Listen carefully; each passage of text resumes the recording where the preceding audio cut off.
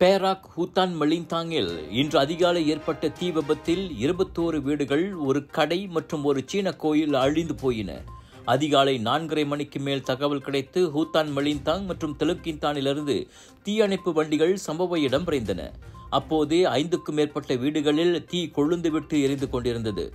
வீடுகள் ஒன்றோடு ஒன்று மிக நெருக்கத்தில் கட்டப்பட்டிருந்ததும், தீயணைப்பு குழாயிலிருந்து தண்ணீரின் அழுத்தம் குறைவாக இருந்ததும் தீயை அணைக்கும் முயற்சிக்கு கடும் சவாலாக அமைந்தன.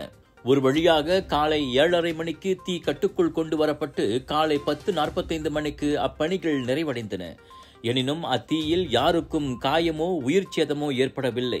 தீக்கான காரணம் கண்டறியப்பட்டு வரும் வேளை சேத விவரங்களும் மதிப்பிடப்பட்டு வருகின்றன. உங்கள் சிறந்த ஆரோக்கியத்திற்கு அளவான எண்ணெயுடன் சிறந்த முறையில் தயாரிக்கப்பட்ட சைவம் அசைவத்திற்கும் பொருந்தும் சூப்பர் ஊறுகாய், பச்சை கொடி சிவப்பு மீன் சின்னம் கொண்ட ஸ்ரீ மீனாட்சி ஊறுகாய்.